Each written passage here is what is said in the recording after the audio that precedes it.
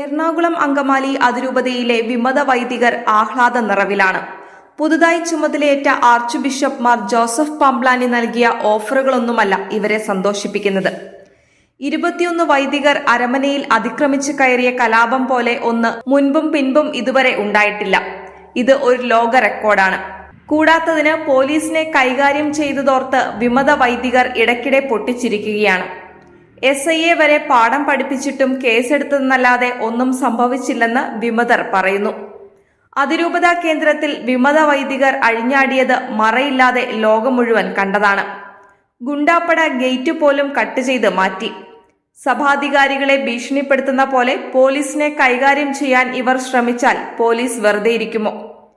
വൈദിക കലാപത്തിന്റെ ബാക്കി പത്രം സീനിയർ വൈദികനായ ഫാദർ ജോർജ് നെല്ലിശ്ശേരി കൃത്യമായി അവതരിപ്പിക്കുന്നു.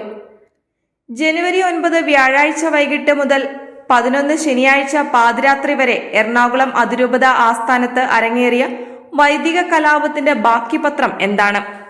ലോകത്തൊരിടത്തും ഇങ്ങനെ ഒരു കലാപം നടന്നിട്ടുണ്ടാകുകയില്ല. അതിനാൽ ഇത് ഒരു ലോക റെക്കോർഡാണ്. 21 വൈദികർ പിൻവാതിലിലൂടെ ഇരച്ചു കയറി ആസ്ഥാനം കൈയടക്കി. 2 രാത്രിയും 2 പകലും അവർ അവിടെ ഭീകരാന്തരീക്ഷം സൃഷ്ടിച്ചു. ചങ്ങലകളും പൂട്ടുകളും അവർ കരുതിയിരുന്നു. 3-4 മനുഷ്യജീവികൾ അവിടെ താമസിച്ചിരുന്നു. അവരുടെ വാതിലുകളെല്ലാം അവർ പുറത്തുനിന്ന് പൂട്ടി. വാതിലിൽ ഇടിച്ചും തെറിവിളിച്ചും അവർ അവിടെ ഭീകരാന്തരീക്ഷം സൃഷ്ടിച്ചു. കൂരിയ അംഗങ്ങൾ അവിടെ തുടർന്ന് താമസിക്കാൻ തുനിയരുത് എന്നതായിരുന്നു അവരുടെ ഉദ്ദേശ്യം. CCTV ക്യാമറകളെല്ലാം അവർ മൂടിവെച്ചു. തങ്ങളുടെ നൃശംസതകൾ ലോകം അറിയരുതെന്ന് അവർക്ക് നിർബന്ധമുണ്ടായിരുന്നുവെന്ന് നെല്ലിശ്ശേരി അച്ഛൻ പറയുന്നു. കാക്കനാട് സീറോ മലബാർ സിനഡ് നടന്നുകൊണ്ടിരിക്കുമ്പോഴാണ് ഈ കലാപം എറണാകുളത്ത് നടക്കുന്നത്. തങ്ങൾക്ക് ഹിതകരമല്ലാത്ത ഒരു വാക്കുപോലും സിനഡിൽ നിന്ന് ഉയരരുതെന്ന ലക്ഷ്യവും കലാപകാരികൾക്ക് ഉണ്ടായിരുന്നു. ഇവരുടെ തടവിൽ കഴിഞ്ഞിരുന്ന കൂരിയ വൈദികർ അവസാനം കാക്കനാട്ടുള്ള പിതാക്കന്മാരെ സ്ഥിതിഗതികൾ ധരിപ്പിച്ചു. ഇത്തവണ സിനഡ് പിതാക്കന്മാർ ചടുലമായി പ്രവർത്തിച്ചു. പോലീസിനെ വിളിച്ച് കലാപകാരികളെ ഉടൻ നീക്കം ചെയ്യാൻ ആവശ്യപ്പെട്ടു. 6 വൈദികരെ സസ്പെൻഡ് ചെയ്തും 15 പേർക്ക് ഷോക്കോസ് കൊടുത്തും ഉത്തരവിറക്കി. പിന്നീട് പോലീസ് രംഗത്ത് വന്നപ്പോഴാണ് ഗംഭീര നാടകം അരങ്ങേറിയത്. ആധാർ കാർഡ് ഉയർത്തിപ്പിടിച്ച് ഇത് തങ്ങളുടെ വീടാണെന്ന് ചിലർ വാദിച്ചു. അന്യസംസ്ഥാനക്കാരിയായ ഒരു പോലീസ് ഓഫീസറാണ് അവരെ നേരിട്ടത്. അവർ വിചാരിച്ചത് അവർ അവിടുത്തെ അന്തേവാസികളാണ് എന്നാണ്. പിന്നീടാണ് അവർക്ക് ഈ വൈദിക വേഷധാരികളുടെ തട്ടിപ്പ് മനസ്സിലായത്. അതിനാൽ അവർ ഈ തട്ടിപ്പുകാരെ കാണാൻ പോലും വിസമ്മതിക്കുകയാണ്. മലയാളിയായ വേറൊരു ഓഫീസറാണ് ഇപ്പോൾ ഇക്കാര്യങ്ങൾ കൈകാര്യം ചെയ്യുന്നത്. പോലീസ് ഒഴിഞ്ഞു പോകണമെന്ന് പല പ്രാവശ്യം ആവശ്യപ്പെട്ടിട്ടും കലാപകാരികൾ വഴങ്ങിയില്ല.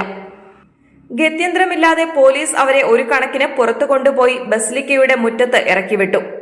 പോലീസ് ഉറപ്പിച്ചു പറയുന്ന ഒരു കാര്യമുണ്ട്: തങ്ങൾ ഈ വൈദികരെ ഒരു വിധത്തിലും ഉപദ്രവിച്ചിട്ടില്ല.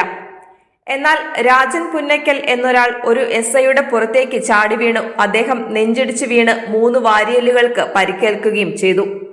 ഇങ്ങനെ ആക്രമണം നടത്തിയിട്ടാണ് ഈ തെമ്മാടികൾ മനുഷ്യാവകാശത്തെപ്പറ്റി പറയുന്നത്. ഇവർ പോലീസിനെതിരെ നാണം കെട്ട രീതിയിൽ വർഗീയ ആരോപണവും ഉന്നയിച്ചിരിക്കുകയാണ്. ഇത്രയുമൊക്കെ ചെയ്തിട്ട് പോലീസ് വെറുതെ ഇരിക്കുമെന്ന് വിചാരിക്കുന്നുണ്ടോ? 21 പേരുടെ പേരിലും കേസ് ചാർജ് ചെയ്തിട്ടുണ്ടെന്നാണ് അറിയുന്നത്. തങ്ങളുടെ ഒരു ഓഫീസറെ കൈവച്ചവരെ പോലീസ് വെറുതെ വിടുമെന്ന് കരുതാനാവില്ല. കാത്തിരുന്ന് കാണാം. പോലീസിന് നേരെയും അതിക്രമം കാണിക്കാൻ ഇവർ എങ്ങനെ മുതിർന്നുവെന്ന് ചോദിക്കാം. മെത്രാന്മാരെയും കർദിനാൾമാരെയും കൈയും കാലും തല്ലിയൊടിക്കുമെന്ന് ഭീഷണിപ്പെടുത്തിയിട്ടും അവരെ ശാരീരികമായി പീഡിപ്പിച്ചിട്ടും ഇവർക്ക് ഒരു പോറല് പോലും ഏറ്റിട്ടില്ല. ആ അനുഭവത്തിൽ നിന്ന് പാഠം ഉൾക്കൊണ്ടാണ് അവർ പോലീസിനെതിരെ തിരിഞ്ഞത്. പോലീസ് എന്ത് ചെയ്യുമെന്ന് കാണാം. പോലീസ് എന്തെങ്കിലും ചെയ്താൽ കന്യാസ്ത്രീ അമ്മമാർ ആശ്വസിപ്പിക്കാൻ വരുമോ എന്നും കാത്തിരുന്ന് കാണാമെന്ന് നെല്ലിശ്ശേരി അച്ഛൻ വ്യക്തമാക്കുന്നു.